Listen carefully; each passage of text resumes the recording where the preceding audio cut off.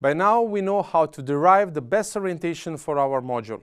However, we did not yet consider the environment surrounding the PV system.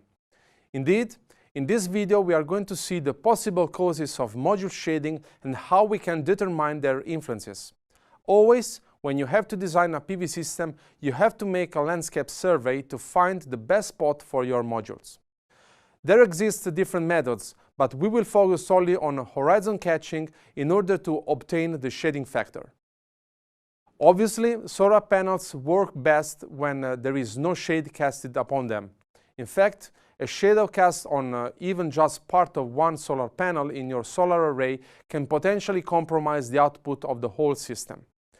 Partial shading may be caused by trees, buildings, other objects present in the surroundings of the PV system, or even other rows of the PV system itself.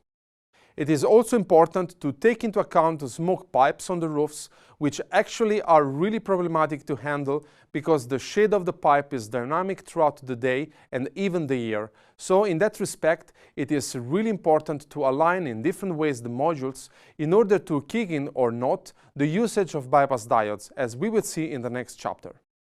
Not only objects close to the system may cause partial shading, but also faraway hills or mountains may obstruct the direct sun irradiance falling on the modules.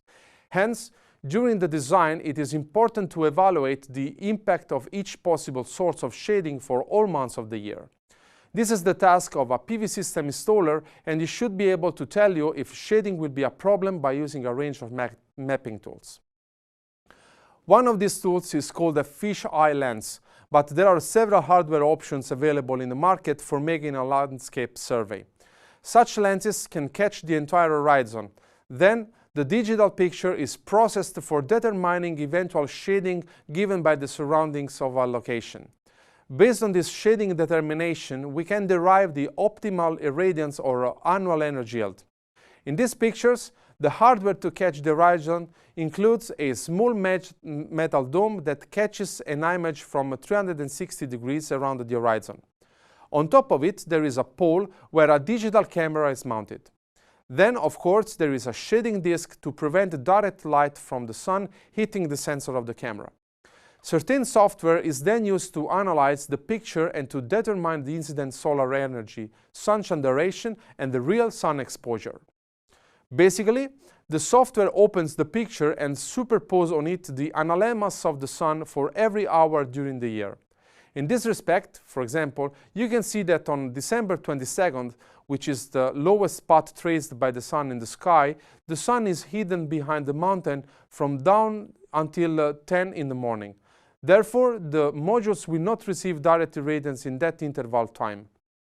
So, it is important that you understand that the shading source not always is something that you can see, like a tree or a building next to you, but it can also be something very far away. In this example at the TU Delft campus, we picked and placed points on the edges of all the objects visible in the sky dome.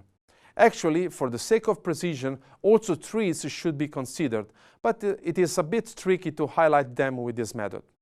Then, based on the area described by those points, it is possible to find the so-called shading factor, which is simply a number that varies between 0 and 1, which is a function of the time. When the sun is behind the building, the shading factor is around 0 because no direct irradiance is falling on the PV modules, but only diffuse and albedo components. On the other hand, when no object is between the sun and the modules, the shading factor is 1. In general, it should be realized a different diagram for each day of the year. So, for example, in this case, between midnight and 11 in the morning, there is no light, and thus the shading factor is 0. Then, all of a sudden, the sun appears from behind the buildings, and the shading factor reaches its maximum values equal to 1.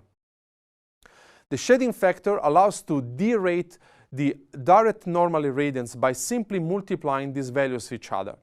Basically, the direct component, which can be usually derived by multiplying the direct normal irradiance times the cosine of the angle of incidence, has to be further multiplied times the shading factor of a specific moment of the day.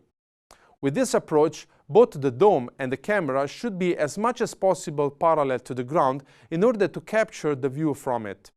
On the other hand, If the PV system has to be installed on a tilted surface with respect to the ground, then other methods based on computer optical modeling or LIDAR data have to be employed.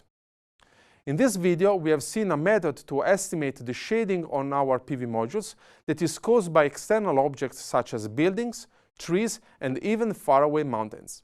It is based on making a picture of the entire horizon and post-process it with specific software. The output is the shading factor, which is a time-dependent variable that goes from 0 when the module is completely shaded to 1 when no shadow is cast on the module. This value is used to derate the normal irradiance, thus correcting the direct component of irradiance falling on the module.